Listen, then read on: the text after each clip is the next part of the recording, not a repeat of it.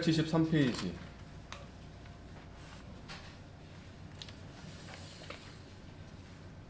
자, 오늘 말씀은 7장 1절부터 14절까지 제가 봉독하겠습니다.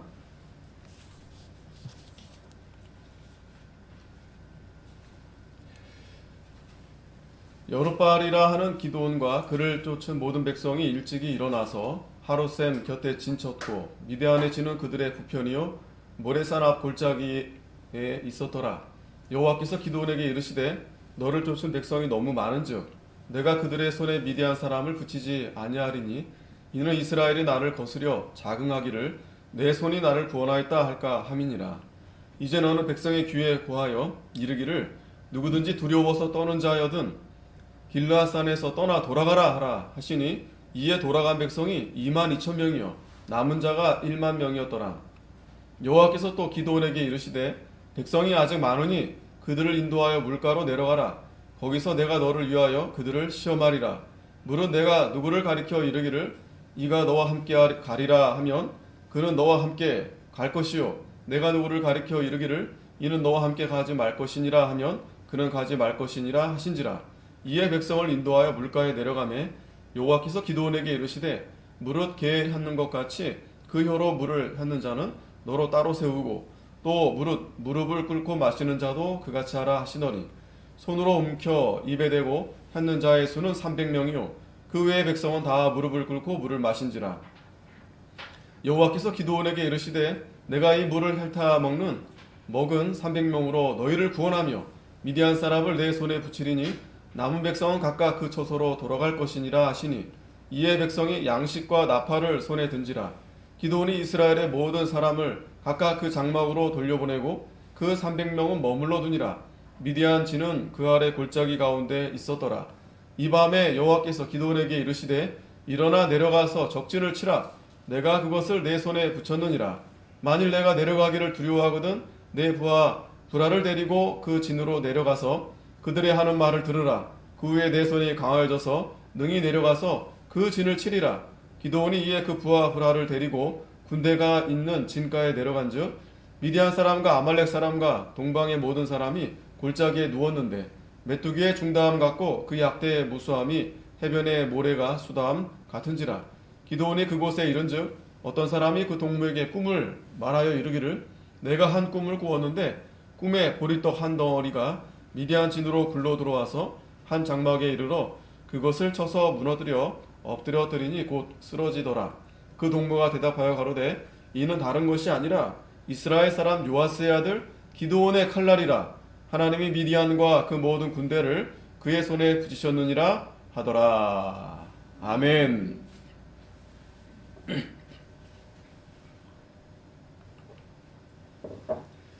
네, 오늘 말씀의 제목은 여룻바알 기드온과 300명입니다. 여룻바알 기드온과 300명. 자, 1절에 보면 여룻바알이라 하는 기드온과 그랬어요. 여룻바알이라 하는 기드온. 우리가 기드온을 우리가 처음 6장에서 볼 때는 요아스의 아들 기드온이었습니다. 이 요아스는 그의 집에 바알과 아세라단을 섬기는 그런 이 요아스의 아들 기드온이었는데 하나님이 기드온을 찾아오셨죠. 그래서 큰 용사여 내가 너와 함께하리라 이렇게 기드온을 부르셨습니다. 그래서 기드온이 그 말씀을 하나님 말씀을 순종해서 아버지의 바알단과 아세라단을 다 격파했어요. 그리고 거기에다가 하나님의 새로운 이 제단을 쌓아서 하나님 앞에 번제를 드렸습니다. 그랬더니 난리가 났죠. 난리가 났습니다. 그런데 하나님이 믿음으로 나아가는 그 기드온에게 함께 하시니까 아무도 해하지 못하는 거예요. 그때 이제 요아스가 이제 대변하죠. 바알이 정말 신이라면 바알이 나와서 쟁론해 보라는 거예요. 나와 보라는 거예요. 그때 이제 기드온의 이름이 이제 여룻바알이라 이제 이렇게 불러진 겁니다. 그 여룻바알, 바알을 그냥 박살냈다는 거예요. 바알을 다 해파시키고 이러한 여룻바알이라는 이름이 이제 붙여진 겁니다. 이제 준비가 돼서 하나님이 이제 기도를 통해서 백성을 모으고 오늘 이제 아주 유명한 기드온과 300명, 그러니까 사사기의 내용에서 정말 하이라이트 같은 그런 장면입니다. 내용입니다. 사사기 하면은 기드온과 300명 용사잖아요. 자, 어떻게 하나님이 이 전투에서 승리하게 하시는지 아주 세세하게 이 말씀이 잘 기록되어 있습니다. 자, 오늘 다시 1절에 보면 여룻바알이라는 기드온과 그를 쫓은 모든 백성이 일찍이 일어나. 자, 일찍이 일어났다 그랬어요. 지난주 6장에 이제 나팔을 불렀다 그랬죠? 나팔을 불러서 이제 백성들이 이제 그 나팔 소리를 듣고 또 이 기드온이 또 사자를 보내서 또 나팔을 불어서 이제 여러 이제 지파들을 이제 불러 모은 겁니다. 불러 모아서 이제 일찍 일어났다 그래요. 이 전쟁에 나가는 거니까 이제 일찍 일어나서 하롯셈 곁에 진을 쳤다 그랬습니다.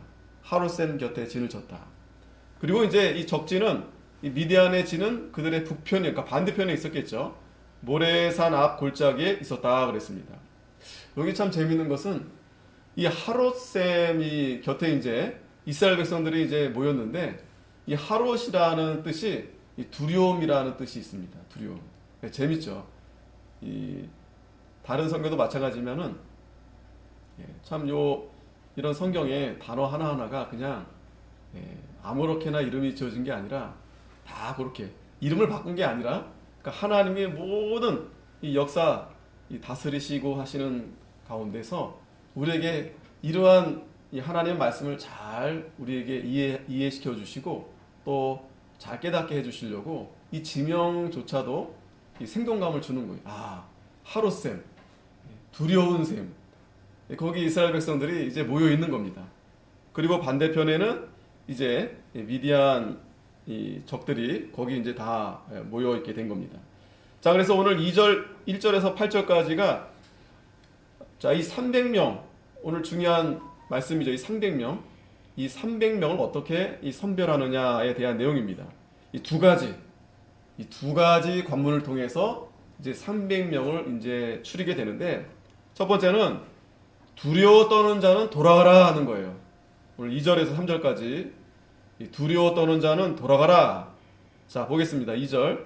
여호와께서 기드온에게 이르시되 너를 쫓은 백성이 너무 많은즉 내가 그들의 손에 미디안 사람을 붙이지 아니하리니 이는 이스라엘이 나를 거스려 자긍하기를 내 손이 나를 구원하였다 할까 함이니라. 자, 하나님은 너무 많다는 거예요. 기드온은 하나님 뜻도 모르고 계속 나팔을 불러대서 사람들을 모았잖아요. 싸워 나가는데 사람들이 많아야죠. 군인들 자기들이 싸우는 거니까. 근데 하나님은 너무 많다. 너무 많다. 하나님은 너무 많다는 겁니다. 왜 많다라고 말씀하시냐면 이 전쟁을 통해서 이 전쟁의 승리가 하나님이 승리하게 하시는 건데 너희들이 마치 너희들의 힘으로 너희들 스스로 너희들이 싸워서 이겼다라고 할까봐 하나님이 너무 많다라고 말씀하시면서 이제 돌려보내려고 하시는 겁니다.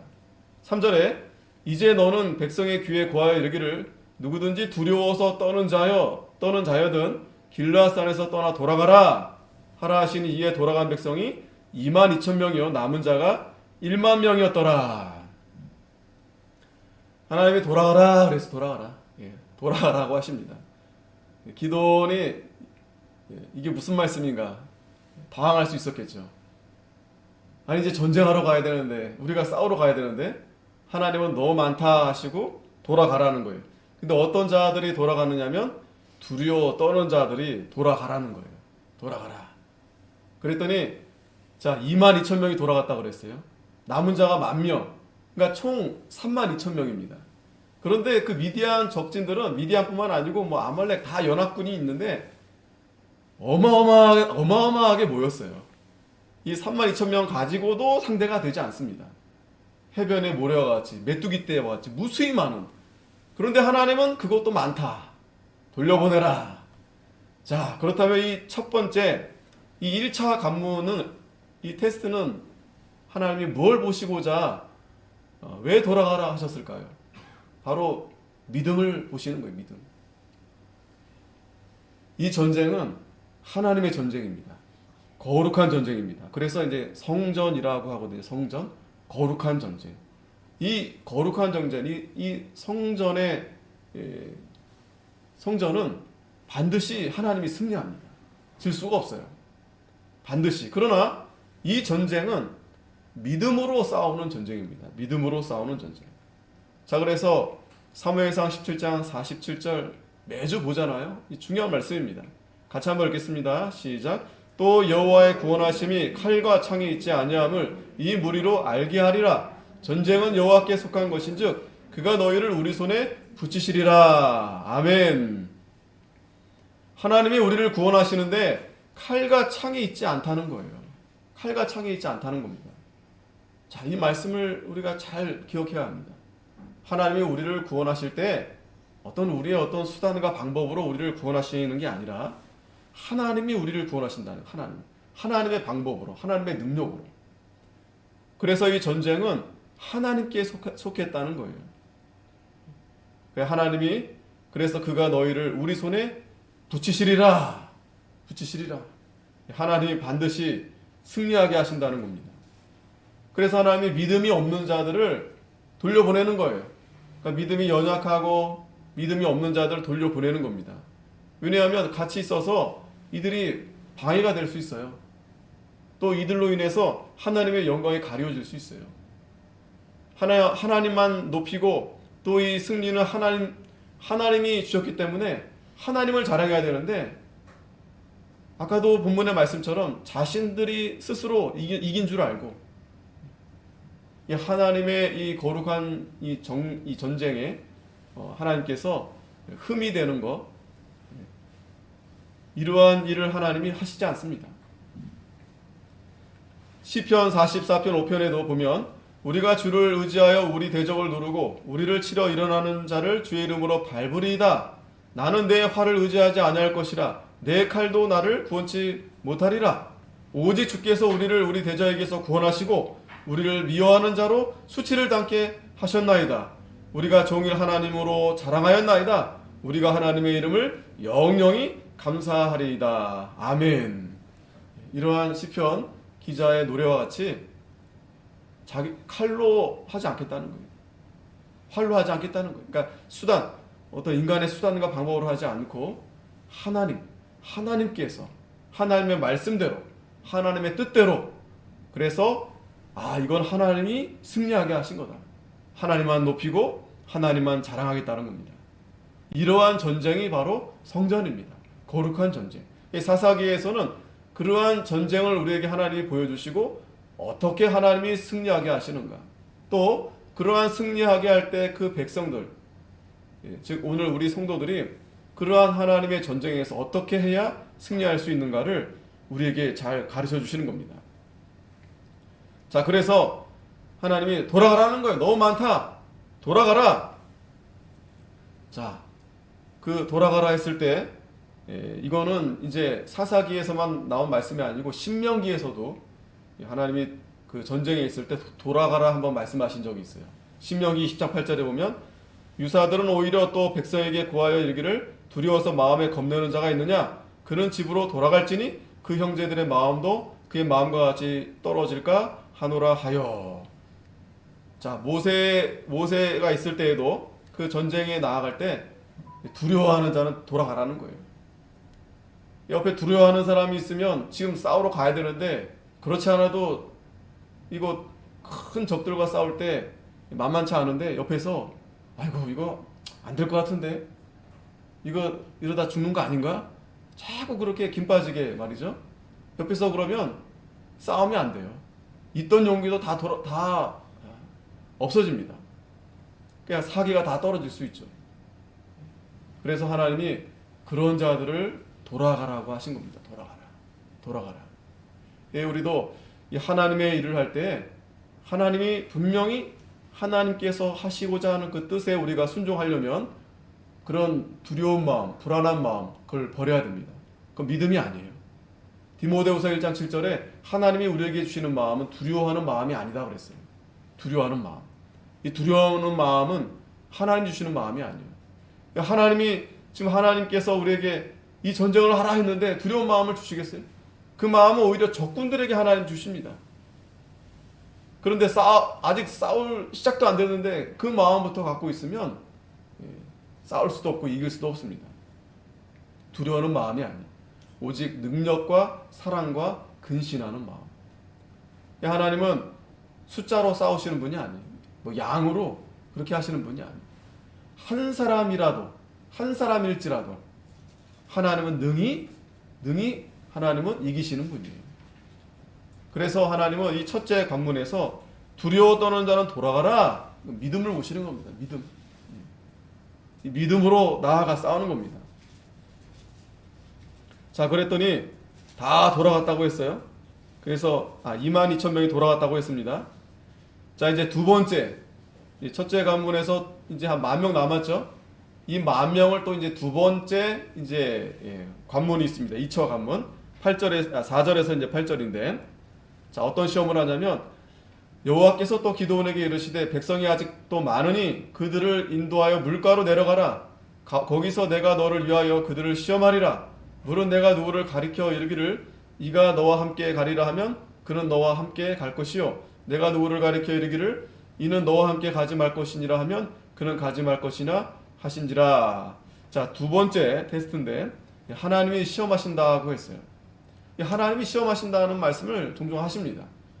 하나님의 이 시험은 결코 마귀의 시험이 아니에요. 다르다고 했죠.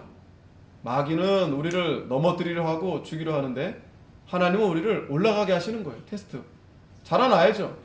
아이들도 시험하면 되게 굉장히 어려워하고 불편해합니다. 하지만 시험을 피할 수 없어요. 그 시험을 봐야 다음 단계로 올라가고 또 그 시험을 통해서 자신이 많이 배우고 또 자라나고 또 그 기술을 얻을 수 있고, 그래서 이 시험이 우리에게 좀 불편하고 또 어려움이 있지만 필요합니다. 그 시험을 통과해야 돼요. 그래야 알 수 있지 않겠어요? 그래서 하나님이 그 사사기 시대에도 전쟁을 알지 못하는 그 자녀들에게 하나님이 시험하신다 그랬어요. 왜냐하면 그 여호수아에서도 24장의 말씀도 돼 있고 사사기 2장에도 있지만 지금 이스라엘 백성들이 그 여호수아 때 또 여호수아가 죽고 그 세대는 하나님이 하신 큰 기적을 보았다 그랬어요. 행사를. 그래서 하나님을 섬겼는데 그렇지 않은 자녀들, 그러니까 이제 가나안에 이제 정착을 해서 태어난 자녀들, 그런 자녀들은 하나님이 이스라엘 백성들을 어떻게 요단을 건너서 여리고를 무너뜨리고 아이성과 싸우고 그 31명이나 되는 그 가나안 그 왕들과 싸우고 이거를 보지 못했어요. 듣기만 했죠. 그래서 하나님은 이 사사기 2장 그 서두에도 7절에도 그들만 하나님을 섬겼다 그랬어요. 그들만. 그러니까 그 자녀들은 하나님을 잘 알지 못하는 거예요. 오늘 우리 세대도 마찬가지입니다. 점점 더 하나님과 멀어지는 그러한 세대. 하나님이 그래서 시험하시는 거예요. 그러한 자녀들을 사랑하시고 그들을 하나님이 그들을 더 자라나게 하시고 하나님이 은혜를 주시려고. 자, 그래서 물가로 내려가게 했는데 이제 거기서 이제 어떻게 하냐면 5절에 이에 백성을 인도하여 물가에 내려가매 여호와께서 기드온에게 이르시되 무릇 개에 핥는 것 같이 그 혀로 물을 핥는 자는 너는 따로 세우고 또 무릇 무릎을 꿇고 마시는 자도 그같이 하라 하시더니.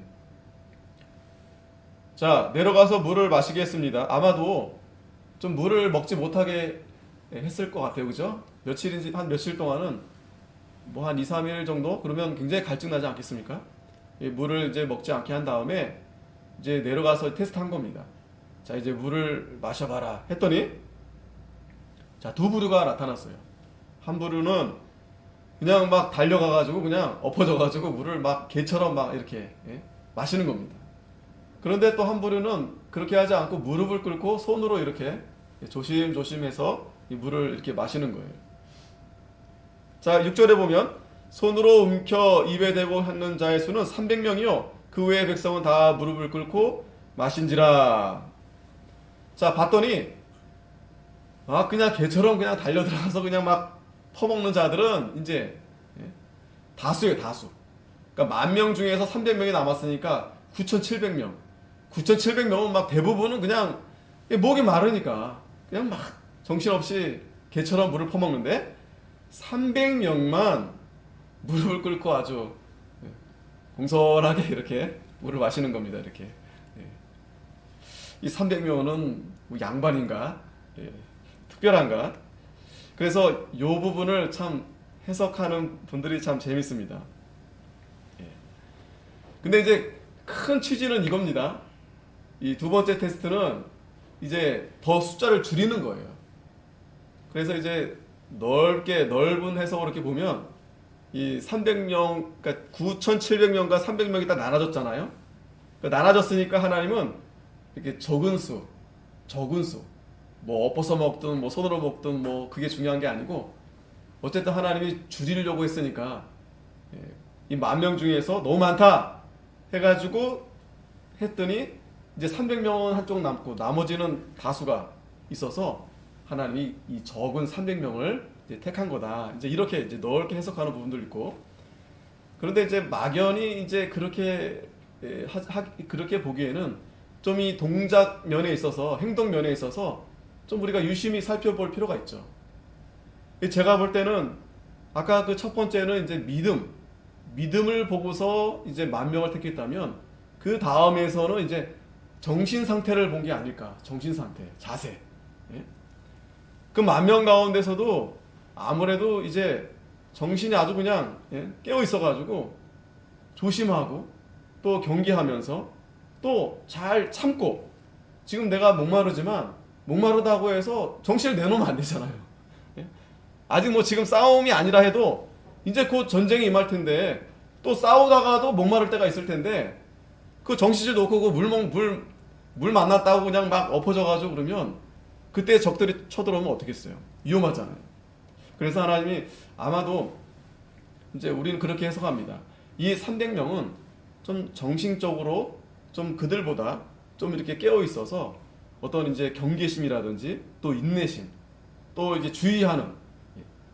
자, 왜냐하면 이제 나중에 뒤에 나오지만 싸울 때 한 손은 나팔을 들고 한 손은 이제 항아리를 들고 싸우는 거예요. 칼은 뭐 칼 내용은 없고. 자, 그런데 이 항아리 안에 이제 횃불을 안에다가 이제 들고 가는 겁니다. 그 300명이 그러니까 이제 그 싸우러 갈 사람들이 이제 그걸 들고 가야 되는데 가령 이제 막 허둥지둥 한다든지 막 덜렁덜렁 한다든지 그러면 조용하게 이제 들어가서 싸워야 되는데 가자마자 이걸 깨트리고 뭐 하면은 뭐 이게 싸움이 안 되는 거예요. 그래서 아무래도 굉장히 이 군사용으로 기도비닉이라는 용어가 있어요. 기도비닉. 저도 이제 훈련 받을 때 이제 수색할 때 조심조심 이제 아주 그 바스락 소리도 잘 나지 않게 그 뭐 여러 가지 그 이렇게 뭐죠 이렇게 숨기면서 뭐 색깔도 다 이렇게 보호색 하잖아요. 보호색. 눈에 띄지 않게 뭐 나무까지도 이렇게 꼽고 이 적들에게 보이지 않도록 아주 조심조심 그걸 이제 기도비닉이라 하거든요. 조심조심 적군의 침투해 가는데 그렇게 가야지. 지금 뭐 놀러 가는 것도 아니고 정신 못 차리고 그냥 막 허둥허둥 막 헛발 짚고 막 그냥 큰 소리 내고 막 기침 내고 막 이러면 되겠어요? 막 방국 이러면 안 되잖아요. 지금 적진이 좀 코앞에 있는데 아마도 그래서 이 정신 상태를 보려고 하나님이 이렇게 테스트하신 게 아닌가. 어찌됐든 이 300명은 굉장히 조심합니다. 막 그냥 퍼먹는 게 아니라 가만히 이제 무릎을 꿇고 물을 떠먹으면서 이제 사주를 경계하면서 또 이런 표현도 또 지나치게 해석한다라고 이제 말씀하는 부분들도 있는데 어찌됐든 이 300명을 이제 추리게 된 거예요. 이 300명. 하나님이 이 300명을 택하신 겁니다. 32,000명이 모였는데 다 보내고 300명만 남았어요. 그래서 7절에 자 하나님 뭐라 말씀하시냐면 여호와께서 기드온에게 이르시되 내가 이 물을 핥아 먹은 300명으로 너희를 구원하며 미디안 사람을 내 손에 붙이리니 남은 백성은 각각 그 처소로 돌아갈 것이니라 하시니 300명만 남고 돌려보낸 겁니다.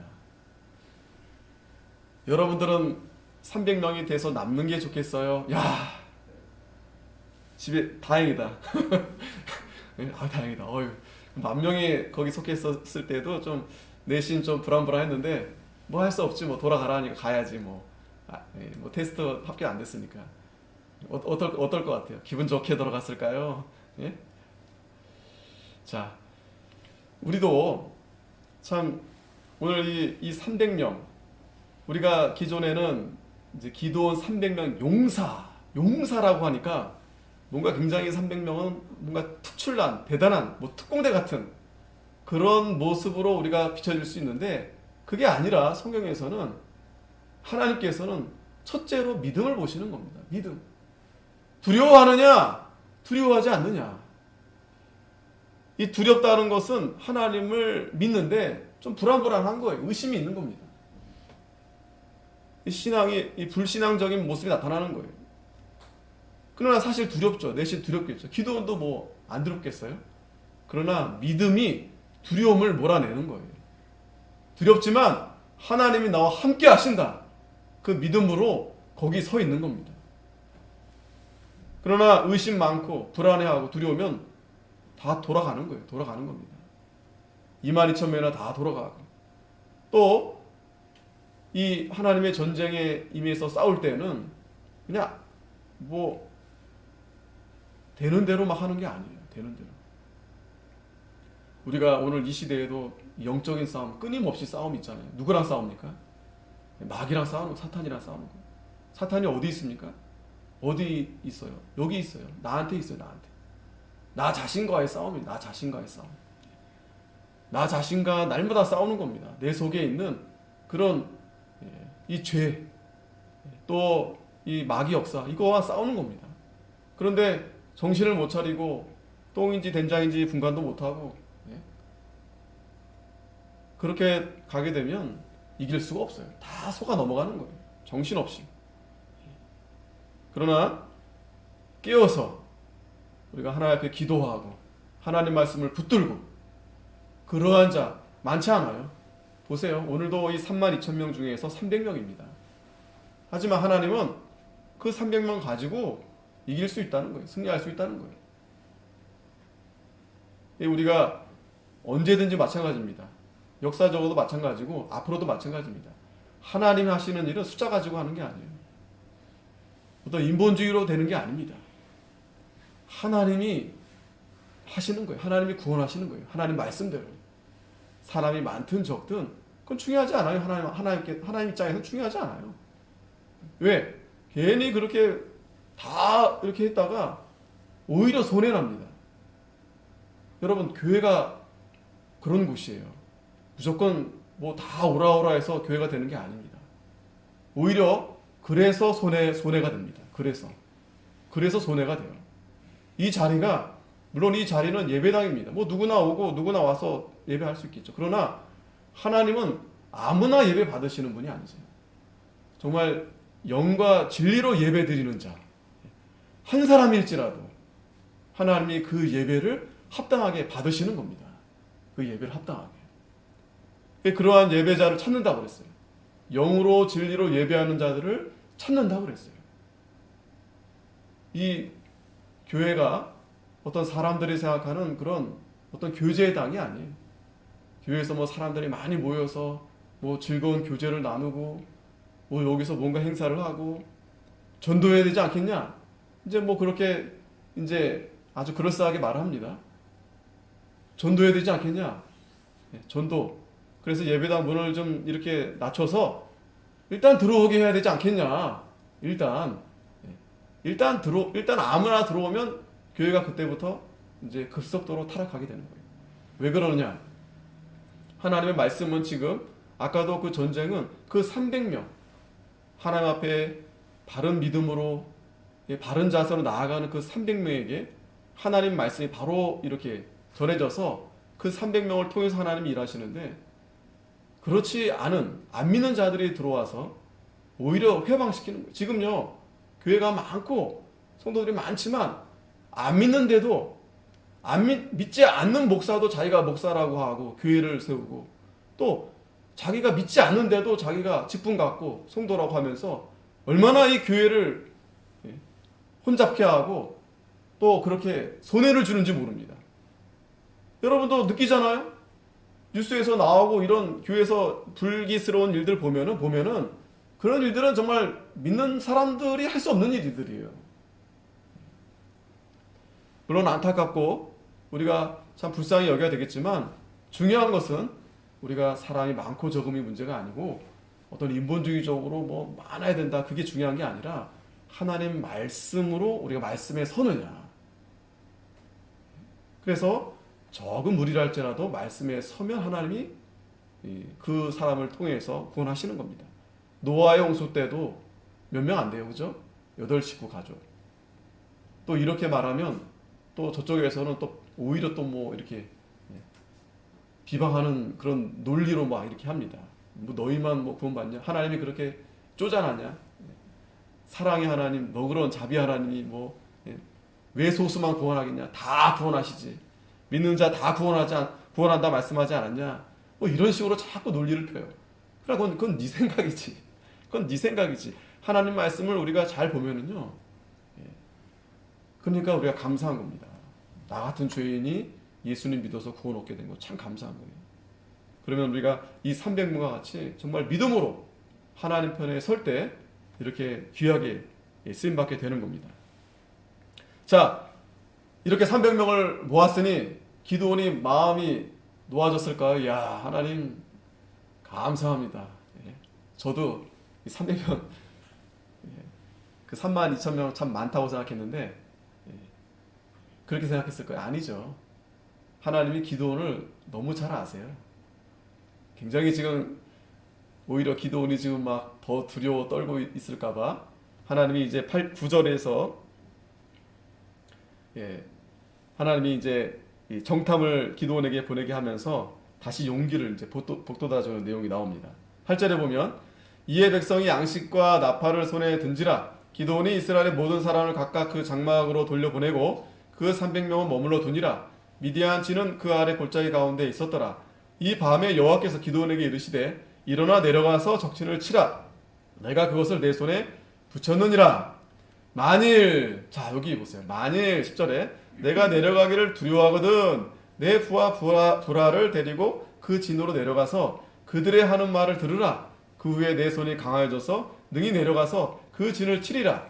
기드온이 이에 그 부하 부라를 데리고 군대가 있는 진에 내려간즉. 자, 이제 300명이 다 모아졌으니 가서 싸워라 하면서 만일, 그랬어요. 만일. 사실 기드온이 바로 가서 싸웠으면은 참 대단한 거죠, 진짜. 하지만 하나님이 그거 아신 거예요. 아직 또 이 기드온이 좀 연약한 걸 아시고, 자, 네가 그래, 네 걱정하는 마음 내가 알겠는데 그러면 네가 그 부라를 데리고 가서 몰래 한번 내려가서 정탐해봐라. 이렇게 한 겁니다. 12절에 미디안 사람과 아말렉 사람과 동방의 모든 사람이 골짜기에 누웠는데 메뚜기의 중다함 같고 그 약대의 무수함이 해변의 모래가 수다함 같은지라. 저 얼마나 많아요. 메뚜기 때 그 가끔 뉴스에 보셨죠? 뭐 어마어마합니다. 약대, 낙타예요, 낙타. 그 수가 해변의 모래같이 수다 보이지 않아요. 이게 뭐 헤아릴 수도 없어요. 자, 그런데 13절에 기드온이 그곳에 이른즉 어떤 사람이 그 동무에게 꿈을 말하여 이르기를. 자, 갑자기 꿈 얘기가 나옵니다. 내가 한 꿈을 꿨는데 꿈에 보리떡 한 덩어리가 미디안 진으로 굴러 들어와서 한 장막에 이르러 그것을 쳐서 무너뜨려 엎드려뜨리니 곧 쓰러지더라.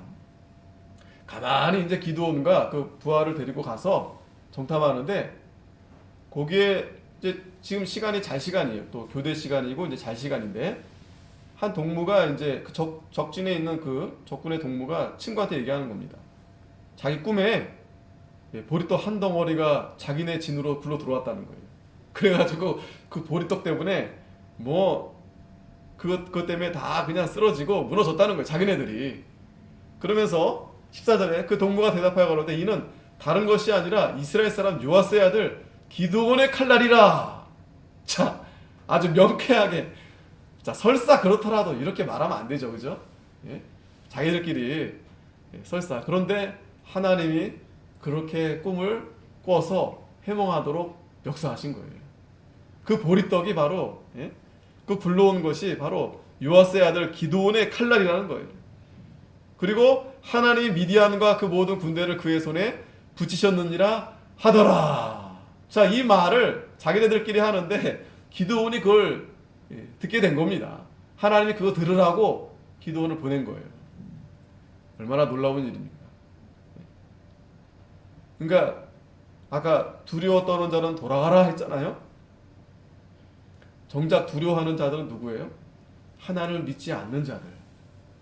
하나님이 그들에게 두려움을 주니까 지금 뭐 기드온이 이 얘기를 들었을 때 지금 모든 미디안 해변에 모여갖고 무수히 많은데 이들이 나로 인해서 또 우리 이스라엘 백성들 몇 명인지도 지금 하나님은 지금 300명까지 지금 다 줄였는데 하나님이 지금 무너뜨리겠다라는 것을 그 적들의 말을 통해서 들은 겁니다.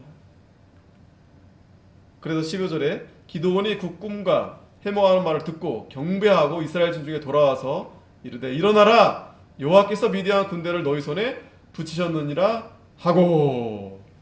자, 하나님이 이렇게 용기를 북돋아 주셨어요.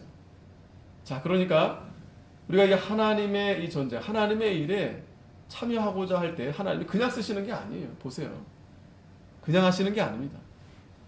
하나님이 다 준비해 놓으시고 또 하나님이 일할 사람 다 추려서 이렇게 하나님의 영광이 드러나도록 하나님이 그렇게 하시는 겁니다.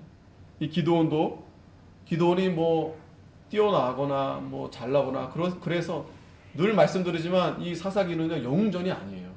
영웅전이 아닙니다. 이 기드온도요 부족한 면들이 이제 드러납니다. 서서히 드러납니다. 또 지금도 굉장히 연약하잖아요. 아직까지도 불안해하고. 하지만 하나님이 쓰시는 거예요. 왜? 기드온을 위해서가 아니라 이스라엘 백성들의 부르짖음을 들으신 겁니다. 오늘날도 우리 하나님의 백성들이 지금 고통스러워 부르짖잖아요. 이때 하나님이 누군가를 들어서 그 누군가가 어떤 자이냐? 바로 하나님 말씀대로 서서 믿음으로 순종하는 자. 뭐 돈이 많고 적고 뭐 힘이 세고 적고 이게 아니에요. 하나님 말씀에 서는 자들을 통해서 그 수가 비록 적다 할지라도 하나님이 그런 자를 통해서 일하시는 겁니다. 그래서 이 전쟁은 하나님이 승리하시는 전쟁이에요. 사사기는 우리에게 그걸 보여주시는 겁니다. 그래서 마지막 세 번째, 여호와께서 미디안 군대를 이스라엘 손에 붙이십니다. 이 기드온이 이 꿈 해몽하는 말을 듣고 힘이 나는 거예요. 하나님을 찬송하고 이제 일어나라. 자, 그래서 자, 이제 어떻게 싸우느냐 하면 300명을 세 대로 나누고 이제 100명씩 나누고 각 손에 나팔과 빈 항아리를 들고 항아리 안에는 횃불을 감추게 하고. 자, 이게 재밌습니다. 어디 뭐 칼을 차고 이게 아니고 뭐 한 손에는 나팔 그리고 한 손에는 빈 항아리에 안에 이제 횃불을 감추고 그러니까 뚜껑을 덮었겠죠. 이렇게 그렇게 하고 이제 그러니까 300명이 다 그렇게 들고 나가는 겁니다. 나팔과 항아리를 들고 나가는 거예요. 자, 그러면서 17절에 그들에게 이르되 너희는 나만 보고 나의 하는 대로 하되 내가 그 진가에 이르러서 하는 대로 너희도 그리하여 나와 나를 쫓는 자가 다 나팔을 불거든 너희도 그 진 사면에서 또한 나팔을 불며 이르기를 여호와를 위하라 기드온을 위하라 하라 하니라. 자, 이렇게 싸우는 거예요. 가가지고 뭐 칼을 들고 이게 아니고 가가지고 나팔을 불 때 300명이 다 나팔을 일제히 불면서 이제 그 항아리도 이제 깨져 하면서 횃불을 들면서 여호와를 위하라 기드온을 위하라. 이렇게. 자, 여기서 좀 생각해 볼 것이 여호와를 위하라까지는 좋은데 기드온을 위하라 이런 좀 새로운 구호가 나타났어요.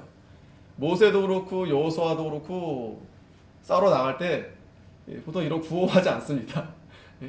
모세도 홍해바다 앞에서 지팡이를 들고 잠잠하라 그랬어. 잠잠하라. 여호와께서 우리를 구원하실 거다. 뭐 그 정도. 예. 그런데 갑자기 기드온은 막 구호를 외치는 거예요. 나팔을 불면서 여호와를 위하라, 기드온을 위하라. 그러니까 300명이 일제히 이거를 외치는 거예요. 자, 그래서 두 가지로 좀 생각해 볼 필요가 있어요. 이제 우리는 요 해석을 이 기드온이 하나님의 종으로 세우셨기 때문에, 또 아까 이제 적군에게 들었을 때 그 요아스의 아들 기드온의 칼이 우리를 다 무너뜨리라 했으니 기드온의 마음에 생각에 여호와가 승리하는데, 여호와의 칼이 승리하는데 그 칼이 바로 이 기드온의 칼, 자신의 그 칼, 하나님이 자신을 통해서 승리하게 할 것, 하나님의 종을 통해서. 그래서 온 그 300명들이 기드온을 중심으로 와 해서 나가서 이제 이기자, 이제 요런 이제 해석이 있고, 또 하나 좀 불편한 해석은 이제 학자들이 많이 이렇게 생각하는데, 이런 구호들이 이 고대 시대에 이방 나라 왕들이 보통 이렇게 구호를 외치면서 싸우기 시작했다는 거예요. 그러니까 이스라엘 백성들이 그걸 뭐 알 일이 없었죠. 싸워본 적이 많지 않으니까. 그런데 그 이방 나라들은 싸울 때 항상 자신들의 왕을 부르면서 그렇게 싸웠다는 거예요. 그러니까 아마도 이 기드온이 이제 그런 걸 많이 봤겠죠. 또 접했고 또 들었고, 걔네들이 어떻게 싸우는가, 어떻게 하면 더 이렇게 군사들이 힘을 얻겠는가 해서 이 구호가 아마 그 이방 그 전쟁에서 사용된 것을 기드온이 가져온 게 아닌가. 아마도 이 사사기를 보면 점점 들어가면 들어갈수록 이 세태가 하나님을 멀리 떠나서 이방 문화에 점점 깊숙이 들어가 있는 모습을 점점 보게 되는 거예요. 왜냐하면 우리가 알듯이 지금 기드온의 아버지 요아스가 섬기는 게 누구예요? 그 단이 바알과 아세라 아니겠어요? 기드온의 아버지가. 그거는 뭐냐면 그 백성들이 하나님을 이제 더 이상 섬기지 않는다는 거예요. 섬기더라도 바알과 아세라 같이. 어쩌면 바알과 아세라가 더 먼저. 바알과 아세라가 들어왔다는 것은 뭐냐면 그 이방 문화가 완전히 그 이스라엘 백성들의 세대를 완전히 장악했다는 거예요. 무슨 말씀인지 알겠죠? 이건 오늘 우리가 잘 생각해 봐야 됩니다. 오늘 이 시대도 마찬가지. 오늘 이 세대도. 우리 자녀들도 마찬가지죠. 이 세상 문화, 물론 우리가 그걸 떠나서 산속에 들어가 살 수 없습니다. 중요한 것은 하나님이 기도를 통해서 다시 회복시키고자 한 것은 다른 게 아니라 바로 예배예요, 예배. 뭐 좋은 무기, 좋은 도구 사용해서 쓸 수 있죠. 그러나 하나님 앞에 드리는 예배는 더럽혀서는 안 된다. 예배. 그 제단은 더럽혀서는 안 된다. 그 정신은 하나님 앞에 나아가야 된다. 하나님 말씀대로 살아야 된다. 그런데 그게 쉬운 게 아닙니다. 자, 어찌됐든 그래서 이 사사시대에는 상당한 그런 문화가 이제 깊숙이 들어왔다라고 우리가 또 생각해 볼 수 있는 겁니다. 어찌됐든 이제 그렇게 이제 외치라고 한 겁니다. 그래서 19절에 기드온과 그들을 쫓은 100명이 이경초에 진가에 이른즉 번병에 체번할 때라. 이게 뭐냐면 이경은 시간이 10시에서 11시. 이제 막 잘 시간이에요. 그때 이제 막 군사들이 다 이제 잠에 들어갈 때 또 교체, 이 파수꾼, 보초들이 이제 또 이렇게 교대하는 시간이. 그때가 사실 굉장히 허술합니다. 교대할 시간이. 그리고 막 졸리고 다 대부분 자고 있고. 이때 자, 나팔을 불며 손에 가졌던 항아리를 부수니라. 나팔은 보통 싸울 때 한 사람이 불러요. 한두 사람이 뿌 이렇게 부릅니다. 이 나팔은 여리고성 무너뜨릴 때도 나팔을 불렀어요. 그죠? 그리고 와 함성 소리가 그렇게 나섰었는데 그때도 함성을 했지 뭐 구호를 외치지 않았습니다. 자, 근데 이때는 300명이 나팔을 부는 겁니다. 300명이. 그러니 막 자다 말다가 나팔 소리가 막 그냥 어떻게 들렸겠어요. 300명이 다 부르니까. 또 항아리를 다 깨니 막 와장창 하면서 뭐 난리가 난 거 아니겠어요. 막 천지 막 난리가 난 겁니다. 자, 이때 20절에 세대가 나팔을 불며 항아리를 부수고 자수의 횃불을 들고, 자, 왼쪽에 횃불을 들고 오른쪽에 나팔을 들어서 불며 외쳐 가라되 여호와 기드온의 칼이여. 자, 이렇게 부르면서 21절에 각기 당처에 서서 그 질을 사면으로 에워싸서 싸매 그 온 적군이 다름질하고 부르짖며 도망하였는데 300명이 나팔을 불 때 여호와께서 그 온 적군으로 동무끼리 칼날로 치게 하심으로 적군이 도망하여 스베라의 베시다에 이르고 또 답밭에 가까운 아벨무홀라의 경계에 이르렀으며. 자, 어떻게 됐어요? 자중질환이 났어요. 막 그냥 자다가 벌떡 일어, 뭐 옷도 뭐 다 벗고 있는 상태에서 뭐 나오니까 막 불이 막 횃불이 번쩍번쩍하고 막 소리, 나팔 소리 막 그 예전에 그 월드컵 때 그 브라질 그 뭐죠, 그 악기 있잖아요, 뿌 그러는 거 뭐 엄청 시끄럽더라고요. 예. 하여튼 뭐 300명이 불러 제끼니 막 정신이 혼미하고 하니까 막 서로 찔러 죽이고 한 겁니다. 자, 그러니까 이스라엘 백성들은 칼이 필요 없었던 거예요. 자기들끼리 찌르고 죽이고 도망가고. 자, 이러면서 23절에 이스라엘 사람들은 납달리와 아셀과 므낫세에서부터 모여서 미디안 사람을 쫓았더라. 자, 이제 모여서 300명이 이제 그렇게 이제 하니까 나머지 사람들이 또 이제 와가지고 이제 미디안 사람을 이제 쫓아간 겁니다. 24절에 기드온이 사자를 보내어 에브라임 온 산지에 두루 행하게 하여 이르기를. 자, 에브라임은, 므낫세는 그 위에 있었죠. 위. 에브라임은 그 중간, 그죠? 밑에는 유다 지파인데 이제 밑으로 점점 내려가는 겁니다. 도망가는 겁니다. 자, 계속 쫓아가는 거예요. 쫓아가는데 벳바라와 요단에 이르기까지 나루턱을 취하라 하며 이에 에브라임 사람들이 다 모여서 벳바라와 요단에 이르기까지 그 나루턱을 취하고 또 미디안 두 방배 오렙과 스웹을 사로잡아 오렙은 오렙 바위에서 죽이고 스웹은 스웹 포도주 틀에서 죽이고 미디안 사람을 추격하고 오렙과 스웹의 머리를 가지고 유단 저편에서 기드온에게로 나오니라. 자, 어떻게 하냐면 이제 이스라엘 백성들이 이제 도망가니까 앞에서 이제 함정을 파고 올무를 세워서 그들을 다 잡아서 다 죽이고 멸한 겁니다. 심지어는 그 오렙과 스웹의 머리를 가지고 기드온에게 이제 나온 거예요. 자, 여기서 또 마지막에 또 재밌는 부분은 오렙이 어디서 죽냐면 바위에서 죽고 스웹은 포도주 틀에서 죽고 그랬어요. 이 포도주 틀, 바위, 이 기드온이 뭐 했던 장소입니까?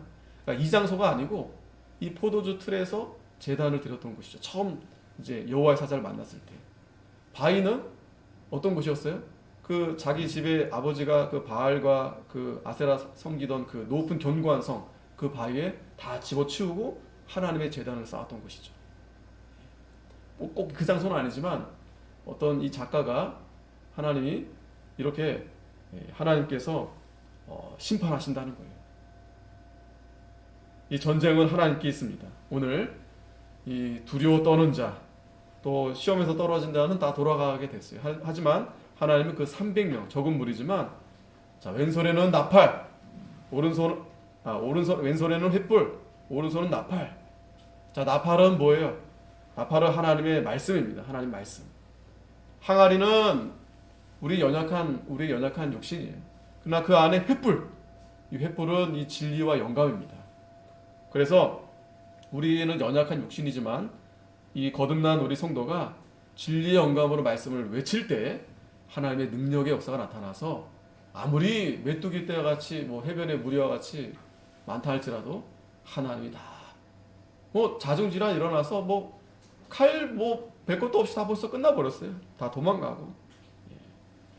그래서 마지막 최후의 승리는 하나님이 승리하신다. 기도하겠습니다. 거룩하신 하나님 아버지, 은혜 감사합니다. 하나님이 이스라엘 백성들을 이 기도원을 통해서 싸우려 하실 때 너무 많으니 두렵고 떠는 자는 돌아가라 했습니다. 또 물을 마실 때 또 정신없이 개처럼 이렇게 핥아 먹는 자들을 또 돌아가게 했습니다. 그래서 이제 300명을 가지고 이제 전쟁에 나아가 싸울 때 왼손에는 횃불을 들고 오른손은 나팔을 들고 나아가 싸워서 하나님이 이 전쟁을 승리로 이끌게 하셨습니다. 하나님, 오늘 이 시대에도 이 사사기 시대처럼 정말 이 악한 악의 역사가 끊이지 않는데 저희들이 이 전쟁에서 이 300명 용사와 같이 하나님, 저희들이 믿음으로 나아가게 하시고 또 정신을 차리고 깨어서 하나님, 저희들이 하나님 말씀을 늘 붙들고 기도하며 이 전쟁에 나아가 싸워 승리하는 정말 저희들이 다 되게 해 주시옵소서. 예수님의 이름으로 기도하옵나이다. 아멘. 찬송가 168장